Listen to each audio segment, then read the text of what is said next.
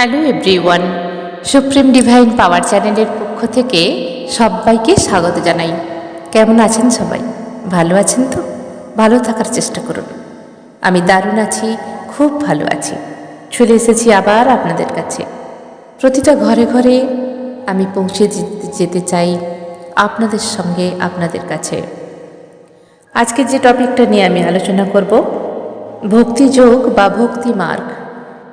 আমরা কিভাবে বুঝতে পারি এবং এটা করলে আমাদের উপকারিতাই বা কী আছে এবং আমাদের কি পরিবর্তন করে, আমাদের লাইফে কি পরিবর্তন করে। অ্যাকচুয়ালি ভক্তি কি, এক কথায় বলতে গেলে ভক্তি কি এবং আমাদের লাইফে কি পরিবর্তন নিয়ে আসে। তো পরিবর্তন মানে অবশ্যই পজিটিভ পরিবর্তন আসবেই। আলোচনা করব তার আগে আমার পরিচয়টা দিয়ে নিই। আমি এনার্জি সায়েন্সের টিচার এবং spiritual trainer, supreme energy Sujata Adhikari. যারা আমার চ্যানেলটি নতুন ভিজিট করছেন তাদের কাছে আমার অনুরোধ রইল, যদি আপনার ভিডিওটা ভালো লাগে তবে অবশ্যই সাবস্ক্রাইব করে আমার পরিবারের সদস্য হয়ে যান এবং পাশে থাকা বেল আইকনে ক্লিক করুন, অল নোটিফিকেশনটি অন করুন, যাতে করে আমি যখন যখন ভিডিও আপলোড করব সবার আগে আপনার কাছেই পৌঁছে যায়। এবং ভিডিওটা দেখে যদি একটুও আপনার কাজে আসে তাহলে অবশ্যই একটা লাইক করুন, কারণ এই লাইক দেখেই আমি বুঝতে পারবো যে আমি আপনাদের মনে কতটা জায়গা করে নিতে পেরেছি এবং একটা লাইক আমাকে আরও ভিডিও বানাতে উৎসাহিত করবে। শেয়ার করুন যদি আপনি উপকৃত হন, শেয়ার করুন ফ্রেন্ডস অ্যান্ড রিলেটিভসের মধ্যে এবং কমেন্ট করতে ভুলবেন না। যদি আরও কিছু রিলেটেড ভিডিও আপনারা পেতে চান তাহলে কমেন্ট করে আমাকে লিখুন কোন রিলেটেড ভিডিও আপনারা দেখতে চান, আমি অবশ্যই চেষ্টা করব সেই রিলেটেড ভিডিও করার। তো চলুন আমরা আলোচনায় ফিরে আসি।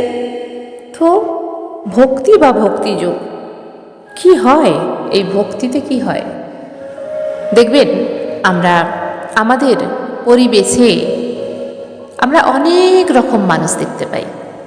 কারোর মধ্যে দেখবে ভক্তি গদগদভাবে ভক্তি আছে, ঈশ্বরের প্রতি তার অসীম ভক্তি, মা বাবার প্রতি তার অসীম ভক্তি, গুরুর প্রতি তার অসীম ভক্তি। আবার কোনো কোনো মানুষ আছে প্রথমে ভক্তি ভীষণভাবে দেখায়, এত ভক্তি দেখায় অন্য মানুষরা তাকে দিকে চিন্তায় পড়ে যায়, এর এত ভক্তি আসে কোথা থেকে, আমরা কেন পারি না এর মতো। তো কিছুদিন যেতে না যেতেই তিনি পথভ্রষ্ট হন, সেই ভক্তি থেকে সরে আসেন। আবার কোনো কোনো মানুষকে দেখবেন তার মধ্যে কোনো ভক্তিই নেই, সে শুধু ভাবে যে আমি যেটা করছি সেটা ঠিক।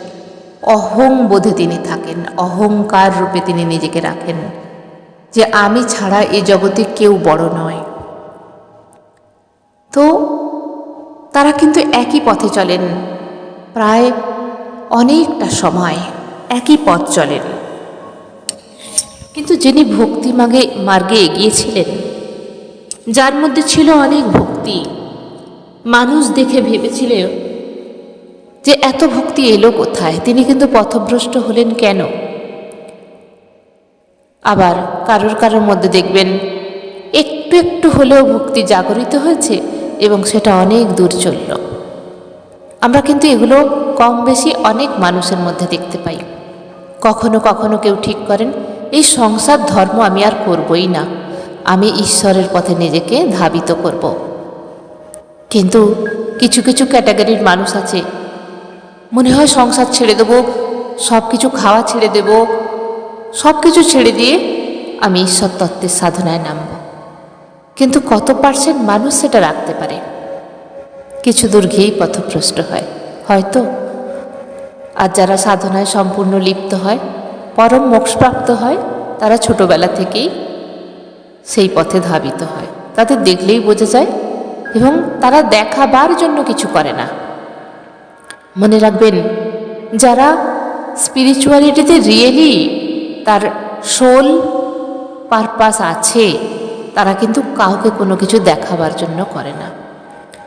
গুপ্ত অবস্থায় সে নিজেকে জাগৃত করে এবং একটা সময় যখন তিনি শক্তির অধিকারী হন, ধীরে ধীরে তার প্রকাশ পায়। ঠিক যেরকম একটু একটু করে সূর্য ওঠে, সানরাইজ হবার সঙ্গে সঙ্গে তার প্রকাশিত উজ্জ্বল আলো সারা পৃথিবীতে ছড়িয়ে পড়ে, ঠিক একজন আধ্যাত্মিক ব্যক্তি তিনিও কিন্তু সময়ের সাথে সাথে চমকায়। সূর্যের পাওয়ার ধীরে ধীরে তার মধ্যেও আসতে শুরু করে এবং জগতের মানুষের ওপর তার এফেক্ট আসতে শুরু করে। এই ভক্তি আমরা কিভাবে করব? যদি করতে চাই, হয়তো অনেক সময় আমাদের মনে হয় আমরাও ভক্তিভাব নিয়ে আসবো কোনো কিছুতে, আমরাও এগিয়ে যাব, কিন্তু সেই পথ অনেকে পায় না। ওই যে বললাম, খুব ভক্তি দেখালো, তারপরে আর সেখানে টিকতে পারলো না, ব্যাস চলে এলো। তিনি কোথায় দোটানার মধ্যে পড়ে যান যে আমি কি ঠিক করলাম চলে এসে, নাকি আমি যাচ্ছিলাম সেটাই ঠিক ছিল, দোটানায় পড়ে যায়। তো সেই জন্যই আমি বারবার বলি যে সব কিছুর গুরুর প্রয়োজন। আপনি যদি রান্নাও শেখেন তো আপনাকে কারোর থেকে শিখতে হবে, তিনি হলেন আপনার রান্নার গুরু। সাইকেল চড়া শিখবেন, গাড়ি চড়া শিখবেন, তাতেও গুরু। কম্পিউটার শিখবেন, তাতেও গুরু। ক্লাসে পড়াশোনা করবেন, তাতেও গুরু। মানুষ সব কিছু কাজের জন্য তার গুরু তার কাছে চলে আসেন বা নিজে গুরুর সঙ্গে কানেক্ট হয়ে যান। শুধুমাত্র আধ্যাত্মিক জীবনে মানুষ খুব একটা গুরু চান না। তিনি চান যে ঠিক আছে পরে হবে, হয়তো চান কিন্তু পরে হবে বলে রেখে দেন। কিন্তু এটাই আমাদের আগে দরকার, এটাই আমাদের চেতনা শক্তিকে বাড়াবে, সমস্ত শক্তিকে বাড়াবে। আমরা যদি সব কিছু ব্যালেন্স করি, তাহলে আধ্যাত্মিকতাকে কেন ব্যালেন্স করতে পারবো না? কি চাই আধ্যাত্মিক পথে যাত্রা করতে গেলে? অনেকটা সময়, অনেক কিছু চাই, অনেক আরাধনা, অনেক নিয়ম আয়োজন, সব কিছু চাই। কেন?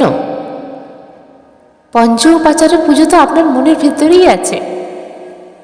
পঞ্চ উপাচারে পূজা করুন, আপনার ভেতরের ঈশ্বর তত্ত্বকে জাগিয়ে তুলুন। 5 মিনিট সময় দিন, 5 মিনিট, 10 মিনিট, 15 মিনিট। না হয় একটা সিরিয়াল কম দেখা হবে, না হয় 10 মিনিট ঘুম কম হবে। ঈশ্বর তো বলে দেয়নি যে আমাকে এই সময়ই ডাকতে হবে, বলে দেয়নি তো যে যখন সময় হবে তখনই ডাকো। 24/7 ঈশ্বর, আল্লাহ, গড, পরমাত্মা অ্যাভেলেবেল, অল টাইম অ্যাভেলেবেল। মানুষের জন্য যত নিয়ম নির্ধারিত হয়েছে, যে দুপুরবেলা লাঞ্চ করতে হয়, রাত্রিরে ডিনার করতে হয়, সকালে ব্রেকফাস্ট করতে হয়। একটি হাসির কথা এখানে আমি বলবো, হাসির ঠিক নয়। আমি একদিন আমার গুরুজিকে প্রশ্ন করেছিলাম, ঠিক তখন 7:30 বাজে। বলেছিলাম, কথা হতে হতে প্রায় 8টা। আমি বলেছিলাম, না, আমার সঙ্গে প্রায় 45 মিনিট কথা হয়েছিল ওই দিন। আমি বলেছিলাম, आप खाना खा लिया? क्योंकि मेरा गुरुजी जो भी है 1-2 बंगाली है और ज़्यादा से ज़्यादा हिंदी में बात करते हैं। तो मैंने बोला था, आपने खाना खा लिया? मुझे बोला था, हाँ मैंने खाना खा लिया। तो मैंने हंसा था, अरे 7:30 बजे आपका डिनर हो गया? तो मुझे बोला था, तुम तो स्टूपिड हो ना, इसीलिए तुम टाइम के ऊपर डिपेंड करते हो। तुम जानते हो, आध्यात्मिक जो लोग होते हैं उसका कोई टाइम नहीं होता है, रात दिन कुछ नहीं होता है ईश्वर के पास, सब एक ही टाइम लाइन होता है। ये पृथ्वी पर जो भी है सब टाइम लाइन के ऊपर अंत है। सुबह होते हैं, दोपहर होते हैं, रात होते हैं, लेकिन स्पिरिचुअल पर्सনের কাছে सब टाइम लाइन एक होता है। भूख लगे तो खाना खाओ, नहीं भूख लगे तो नहीं खाओ। तो कभी कभी मैं यही प्रश्न मेरा गुरुजी के साथ करती थी और बहुत हंसती थी। जब भी मैं हंसती थी मुझे बोलता था, तुम बहुत स्टूपिड हो। और गुरुजी के मुंह से ये बात स्टूपिड जब मुझे बोलते थे ना, मेरा पावर और भी बढ़ जाता, मुझे बहुत आनंद मिलता है। गुरुजी मुझे स्टूपिड बोला, क्यों जानता है? ये बहुत খুব আদরের কথা। গুরুর কাছে স্টুপিড হয়ে থাকাটা আমার খুব পছন্দের। কখনোই গুরুর সঙ্গে আমি চালাকি করতে পারবো না। গুরুই হলেন সেই ব্রহ্মা বিষ্ণু মহেশ্বর। আধ্যাত্মিক পথে যখন আমি এসেছিলাম, শুরুতে থেকে আমার আজ পর্যন্ত অনেক গুরুজি আছে, সব গুরুর চরণে আমি প্রণাম করি, কিন্তু যিনি আমাকে আধ্যাত্মিকতায় একদম তীব্র লেভেলে নিয়ে গেছেন তাকেই আমি সবচেয়ে বেশি প্রাধান্য দিই, আমার গুরুজিকে। তো বেশিরভাগ টাইম আমার তার সঙ্গেই কাটে, চেতনার সঙ্গেই হোক বডি কনসিয়াসেই হোক এবং এনার্জি কনসিয়াসেই হোক, সবসময় গুরু জ্ঞানে আমি নিজের কাজ করি। একেই আমি নিজেকে ব্রহ্মজ্ঞান বলে মনে করি। তো আমার যিনি গুরু আছেন ধীরে ধীরে আমাকে যতটুকু শিক্ষা দিয়েছেন আমি নিজেকে লাকি মনে করি। ইউনিভার্সের প্রতি আমি কৃতজ্ঞ যে আমাকে এরকম গুরু দিয়েছেন। অনেক কিছু অলৌকিক জিনিস আমি বুঝতে পারি আমার গুরুর কৃপায়। কৃপা ছাড়া কিছুই হয় না। তো কেন আমি গুরুর কথা বললাম? গুরু ভক্তি কি? অনেক সময় দেখা যায় অনেক গুরু আছেন শিষ্যকে তৈরি করার জন্য ব্যাকসাইড করে দেন, শেখান না কিছু, এবং সেই গুরু যখন তিরস্কার করেন, সরিয়ে দেন দূরে, সাধক বা সাধিকার খুব কষ্ট হয়। তখন তিনি অন্য গুরুর খোঁজে আবার চলে যান। তো এখানেই হলেন পথভ্রষ্ট। আমার বলার মানে হলো এখানেই হলেন পথভ্রষ্ট। এর আগে আমার একটা কথা বলা উচিত ছিল, প্রথমেই আপনি গুরু যাচাই করে নিন। গুরু কিভাবে সিলেক্ট করবেন আমার চ্যানেলে দেওয়া আছে, দেখে নেবেন। সোল কানেক্টেড হওয়া চাই। যখনই সোল কানেক্টেড হবেন আপনি বুঝতে পারবেন এই গুরু আপনার জন্য একদম সঠিক। এক অলৌকিক সুতোয় বাঁধা থাকে গুরুর সঙ্গে যে স্টুডেন্টের কানেকশান, সাধক বা সাধিকার কানেকশান। তো গুরু যতই অবহেলা করুক, সরিয়ে দিক, যদি সাধক বা সাধিকার সেই ভক্তি ঠিক থাকে, গুরুর প্রতি অটল থাকে, অটল রাখতে হবে সেই ভক্তি, তবে জানবেন আপনি অসাধ্য সাধন করতে পারবেন। কারণ যারা মাত্র গুরুকে বিশ্বাস করেন, আধ্যাত্মিক জীবনে সদ্গুরু হতে হবে। সদ্গুরু কিভাবে প্রমাণ করবেন? আপনার সোল জানে। আপনি ধীরে ধীরে যখন আধ্যাত্মিক জীবনে আসবেন আপনার সোল চিনে নেবে আপনার গুরুকে, যে এ আপনার জন্য সদ্গুরু নাকি এমনি মাত্র কয়েকদিনের জন্য গুরু। সোল সব কিছু জানে, আমরা শুধু বডি কনসিয়াস হিসাবে ভাবতে চাই। তো যখন সেই গুরু আপনাকে ইগনোর করবে, কথা বলবে না, অনেক সময় কিছু শেখাবে না, তো এই জায়গায় ভক্তি অটুট রাখতে হবে। গুরুর চরণে অটুট ভক্তি, এবং গুরু যা যা বলে করতে সেই জিনিসগুলো অক্ষরে অক্ষরে পালন করতে হয়। গুরু অনেক সময় টেস্ট নেয় যে তার কথা শুনছো কিনা। অনেক সময় আমাদের অনেক প্রবলেম আসে, আমরা সংসারী মানুষ, আর গুরু যেই লেভেলে উঠে যান তার কাছে যেন সবই সমান। তিনি সংসারের কাজ করতে করতেও আধ্যাত্মিক জীবনে থাকেন। অনেক সময় এমন কিছু হোমওয়ার্ক টাস্কটা আমাদের দিয়ে দেন, আমরা সেই সময় কমপ্লিট করতে হয়তো পারি না, কিন্তু মনে রাখবেন গুরু বাক্য এমন, আপনাকে অটুট থাকতে হবে সেই গুরু বাক্যে। যদি আপনি আধ্যাত্মিক পথে যেতে চান, ভক্তি মার্গের যোগে ভক্তি করতে হবে আপনার গুরুকে। কারণ ঈশ্বরের প্রতি তো ভক্তি থাকবেই আপনার, কিন্তু মার্গদর্শন আপনাকে করাবে কে? সেই গুরু। কারণ ঈশ্বর আপনার সঙ্গে কথা বলবে না, ঈশ্বর সরাসরি আপনার কাছে আসবেন না। আপনি তার অনুভূতি পেতে পারেন কিন্তু সেই পথ পাবেন না। ঈশ্বরকে ডেকে মাত্র সেই পথের গুরুকে আপনি পাবেন। গুরু আপনাকে নিয়ে যাবে আপনার জীবনের অন্ধকার থেকে আলোর পথে। এই হচ্ছে ভক্তি মার্গ। ধীরে ধীরে ভক্তি করে গুরুর প্রতি ভক্তি রেখে আগে বাড়তে হবে ধীরে ধীরে।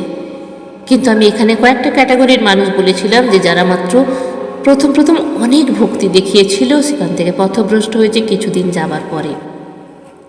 তো তারা কি করেছিল?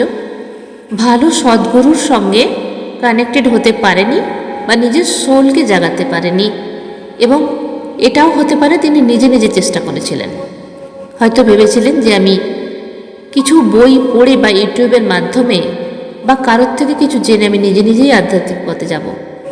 কিন্তু মনে রাখবেন, আমরা এই পৃথিবীতে যদি একটা অচেনা জায়গায় যাই, কোনো গুগল ম্যাপ ছাড়া বা কোনো ম্যাপ ছাড়া শুধুমাত্র জেনে যে ওই জায়গাটা ওখানে, তো আমরা পথভ্রষ্ট হতেই পারি। কিন্তু যে ওই জায়গাটায় প্রথম গিয়েছেন, অনেকবার গিয়েছেন, আমরা যদি তার সঙ্গে যাই বা তার গাইডলাইনে যাই, তাহলে আমরা সেই জায়গায় খুব সুন্দরভাবে পৌঁছাবো। তো গুরু হচ্ছেন আমাদের সেই পথপ্রদর্শক, সেই লাইটিং মার্ক, যিনি আমাদের আলোর পথে নিয়ে যাবেন এবং ঈশ্বর পর্যন্ত নিয়ে যাওয়াটাই হচ্ছে তার কাজ, মোক্ষ প্রাপ্ত করানোরই হচ্ছে তার কাজ। তো সেই জন্যই আমরা পথভ্রষ্ট হই, ঠিকমতো আমরা গুরু পাই না বলে। কিন্তু এটাও মনে রাখতে হবে আমাদের লাইফে কখন গুরু আসবে এবং কখন আমি সেই আধ্যাত্মিক লাইনের সেই সদ্গুরু আমাকে আমার চেতনাকে জাগৃত করাতে আসবে। সেটা কিন্তু ডিভাইন টাইমের উপর ডিপেন্ড করে। আপনি চাইলেই কিছু হবে না। গুরু হচ্ছে প্রি নির্ধারিত। আপনার লাইফে যে গুরু আসবেন তিনি হচ্ছে প্রি নির্ধারিত। তো ঠিক টাইম হবে, ডিভাইন টাইম যখন আসবে তখনই কিন্তু আপনার কাছে বা আপনার সঙ্গে গুরুর কানেকশান হবে। তবেই কিন্তু আপনি সেই পথে, আধ্যাত্মিক পথে চেতনার সঙ্গে জুড়তে পারবেন এবং ভক্তি অটল হবে। তবে এবার আসি যারা ভীষণ অহংকারী, যারা কাউকেই মানেন না, আধ্যাত্মিক লাইনে মানেন না, তর্ক করেন, ঝগড়া করেন। ঈশ্বর কি কেউ দেখাতে পারবে? ঈশ্বর কোথায় আছে অ্যাড্রেস দিতে পারবে? পাস্ট লাইফ বলে কিছু আছে কি না, নাকি ফিউচার লাইফ বলে কিছু আছে কি না? তারা শুধুমাত্র তর্ক করে। ঈশ্বর কোথায় আছে আমি জানতে চাই, উদ্ধত্ত করে। তো আমরা তাদেরকে ভীষণ খারাপ চোখে দেখি, তাই না? যে ভীষণ নেগেটিভ পার্সন, বারবার ঈশ্বরের নামে উল্টোপাল্টা কথা বলেন। কিন্তু একবার ভেবে দেখুন তো, তারাই সবচেয়ে বেশি ঈশ্বরের সঙ্গে জুড়ে আছেন। কখনো ভেবে দেখেছেন? কারণ তাদের মনে ওই দরজার খটখটাচ্ছে। ঈশ্বর কোথায়? ঈশ্বর কেমন দেখতে? ঈশ্বরের অ্যাড্রেস কোথায়? ডেস্টিনি কিভাবে যাব আমি? ঈশ্বরকে কেমন দেখতে? ঈশ্বরের নাম কি? ঈশ্বরের বাবার নাম কি? সর্বক্ষণ কিন্তু তার মধ্যে ঈশ্বরের খোঁজই রয়েছে। কিন্তু আমরা সেটাকে কি বলি? সবসময় নেগেটিভ কথা বলে, তর্ক করে, ঝগড়া করে। তো এই কঠিন মানুষটাই কিন্তু একদিন পরশ পাথরে বদলে যেতে পারে যদি তার জীবনে ঠিক গুরু আসে। এবং এই কঠিন মানুষটাই কিন্তু ভক্তিযোগে বিলীন হতে পারে, পরশ পাথরের রূপ নিতে পারে। পরিবর্তন এটাই যে ভক্তি মন থেকে যদি শ্রদ্ধা ভক্তি গুরুর প্রতি থাকে, এখানে গুরুর প্রতি আমি বলছি বাধ্য হয়ে, বারবার এই পয়েন্টে আমি জোর দিই, গুরু ছাড়া গতি নাই। আমাদের অনেক উপরের সাধক সাধিকারা, অনেক গুরুরা আমাদেরকে বলে গেছেন গুরু ছাড়া গতি নাই। তুমি যতই চেষ্টা করো আধ্যাত্মিক হবার, যতই চেষ্টা করো ঈশ্বরের সঙ্গে কানেক্টেড হবার, গুরু ছাড়া অ্যালাও করবেন না। ঈশ্বর শুধুমাত্র কী করেন? তার এনার্জি দেন, ফিল করায় যে তুমি এই পথে এসো, তোমার চেতনা জাগৃত করো। কিন্তু গুরু প্রি নির্ধারিত। নিজের মনকে চাইতে হবে যে হে পরমেশ্বর, আমাকে কে পথ দেখাবে, আমাকে একটা ভালো গুরুর সন্ধান দাও। মনের ভিতরে সেই পিপাসাটা থাকতে হবে। যখনই আপনার মনের মধ্যে সেই সত্যিকারের পিপাসাটা জন্মাবে, আধ্যাত্মিক পিপাসা আসবে, তবেই কিন্তু আপনি গুরু পাবেন। ছটপট করবে আপনার মন। কারণ পরমেশ্বর তো সব কিছু জানেন যে আপনি কিসের জন্য ছটপট করছেন, কি খুঁজছেন আপনি, সে সমস্ত কিছু জানেন। আপনার গুরুর সঙ্গে তখনই কানেক্টেড করিয়ে দেবেন এবং দেখবেন আপনার না বলা কোশ্চেন, না বলা যে জানার ইচ্ছা, সব কিছু গুরু আপনাকে বলে দিচ্ছে। আপনি জানতেও পারবেন না আপনার কাছে ঠিক কতগুলো কোশ্চেন আছে, কতগুলো জানার ইচ্ছা আছে। গুরু আপনাকে তার চেয়েও বেশি শিখিয়ে দিল। আর আপনি ধীরে ধীরে সম্ভ্রান্ত হবেন, নিজের মনে সমৃদ্ধ হবেন, নিজের ভেতরের যে আপনার চেতনা শক্তি আছে, আধ্যাত্মিক শক্তি আছে, ধীরে ধীরে আপনি সমৃদ্ধ হবেন। সেই হচ্ছে ভক্তি মার্গ। ভক্তি মার্গ, আপনি যদি ভক্তি করেন ঈশ্বর তত্ত্বতে, যে আপনার গুরু, যে আপনাকে ঠিক পথে নিয়ে যাবে, যদি ভক্তি করেন তাহলে সেই পারে আপনার লাইফকে সুন্দরভাবে বদলে দিতে। কিন্তু সেখানে অটল থাকতে হবে। ভক্তি পারে আপনাকে অলৌকিক শক্তিতে ভরিয়ে দিতে, ভক্তি পারে আপনাকে আধ্যাত্মিক চেতনার সঙ্গে যুক্তে, ভক্তি পারে ঈশ্বর পর্যন্ত আপনাকে নিয়ে যেতে, ভক্তি পারে আপনার ঈশ্বরের ফিলিংস আপনার শরীরের মধ্যে এনে দিতে, ভক্তি পারে আপনাকে অনেকটা লেভেল ঈশ্বরমুখী করতে, ভক্তি পারে গুরুর প্রেম ভালোবাসা এবং আদরের সযত্নে গুরু জ্ঞান আপনাকে প্রাপ্ত করতে। এই ভক্তি হচ্ছে শরীরের বিভিন্ন পজিটিভ এনার্জিকে বাড়িয়ে তোলে। এই ভক্তি হচ্ছে আপনার অরাকে আরও গ্লেজি করে তোলে। এই ভক্তি হচ্ছে আপনার রূপকে আরও সৌন্দর্যময় করে তোলে, ঠিক যেমন দেব দেবতাদের দেখতে হয়।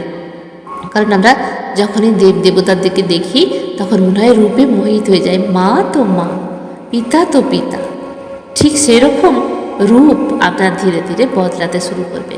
আপনি যদি মহিলা হন, ধীরে ধীরে মাতৃরূপ আপনার মধ্যে জেগে উঠবে। আপনি যদি পুরুষ হন তাহলে পিতৃভাব আপনার মধ্যে জেগে উঠবে।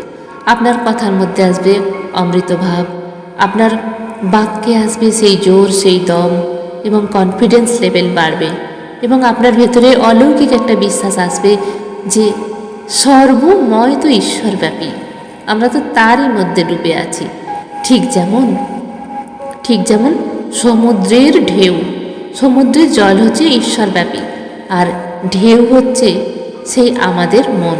সেই জলের সঙ্গেই কখনো মিশে যাচ্ছি, কখনো উপরে উঠছি, কিন্তু জলই তো সেটা, কিন্তু আমরা সেটাকে আলাদাভাবে দেখি। তাহলে ভক্তি যদি অটুট থাকে আপনার, টলাতে পারবে এমন সাধ্য কারণ নেই। তাই যদি আপনার লাইফে সদ্গুরু এসে থাকেন তাহলে গুরুর প্রতি অটুট ভক্তি রাখুন। গুরু আপনাকে যতই সরাবার চেষ্টা করুক, যতই আপনাকে ইগনোর করুক, গুরুকে আসতে বাধ্য করুন আপনার ভক্তির টানে। দেখবেন যেদিন গুরু এতদিন মুখ ফিরিয়ে ছিল, আপনার দিকে যখন আবার আসবে দেখবেন কত স্নেহ, ভালোবাসা, মমতা নিয়ে এসেছে, কত ভালোবাসা পাচ্ছেন। সেদিন দেখবেন গুরুর ভালোবাসার টানে আপনার চোখ দিয়ে জলই বেরিয়ে গেছে। এই হচ্ছে গুরু এবং সাধক সাধিকার মিলন এবং এই হচ্ছে ভক্তিযোগ। ভক্তি করুন আপনার বাবা মাকে, ভক্তি করুন যিনি আপনার ভালো করেছেন। দেখুন অনেক সময় আমাদের বাবা মার সঙ্গে সম্পর্ক ভালো থাকে না, আর এটা বেশিরভাগ ক্ষেত্রে হয় আমি দেখেছি, কারণ এটা শুধুমাত্র আমরা কর্মের জন্যই এইভাবে আমরা বাবা মা পাই। এর অনেক রহস্য আছে, সব রহস্য একটা ভিডিওর মধ্যে বলা সম্ভব নয়। তো তবুও যাদের জন্য আপনি পৃথিবীর মুখ দেখেছেন, আপনার পিতা না হলে হয়তো আপনি শরীরই পেতেন না, মাতা না হলে আপনি পৃথিবীর মুখ দেখতে পেতেন না। অতএব তাদের প্রতি আপনার ডিউটি আপনি করুন, কর্তব্য পালন করুন। আপনার পরিবারে যদি আপনার জন্য কেউ ভালো চায় তাহলে তাকেও সম্মান করুন। সবাই ভালো হতে পারে না একটা মানুষের কাছে। তো যদি দেখেন যে কারোর সঙ্গে আপনার বন্ডিং ঠিক হচ্ছে না, যদি ফ্যামিলি মেম্বার্স হয় তাহলে শুধুমাত্র ডিউটি বজায় রাখুন এবং ডিস্টেন্স মেনটেন করুন। এতে দেখবেন শান্তি আছেন এবং ধীরে ধীরে নিজেকে ঈশ্বরমুখী করুন, গুরুমুখী হন। আপনার আধ্যাত্মিক চেতনাকে আগে বাড়াতে শিখুন এবং ভক্তি মার্গ অবলম্বন করুন। ভেতরে ভক্তি আনতে শিখুন। দেখবেন দেহের মনোমল কোথা থেকে যেন চলে গেছে।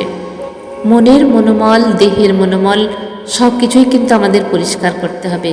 আমাদের দেহের মধ্যে যদি মল জমে তাহলে আমাদের মনটা কীরকম হয়? খিটখিটে হয়, ভালো লাগে না, ঘুম আসে না, খিদে পায় না, আচার ব্যবহারে চেঞ্জ হয়ে যায়, ছটপটানি ভাব থাকে, যেন শান্তি থাকে না। ঠিক আমাদের মনের মধ্যে যখন মল তৈরি হয় তখন আমাদেরও আধ্যাত্মিক চেতনায় এই কষ্টটাই হয়। কিচ্ছু ভালো লাগে না, কিচ্ছু না। মনের মলকে ত্যাগ করুন, ডিস্টেন্স মেনটেন করুন যারা আপনাকে কষ্ট দিচ্ছে।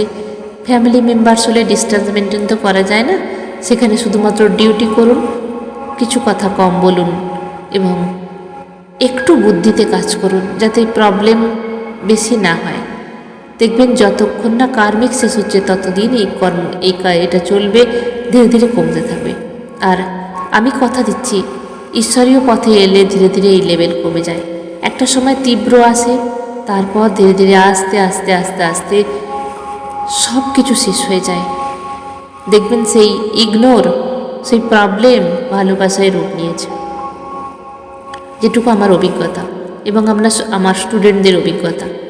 তো ভক্তি মার্গ, ভক্তি যোগ এবং ভক্তি করলে একটা কঠোর থেকে কঠোর মানুষকেও কিন্তু পরশ পাথর বানিয়ে দেয়া যায়।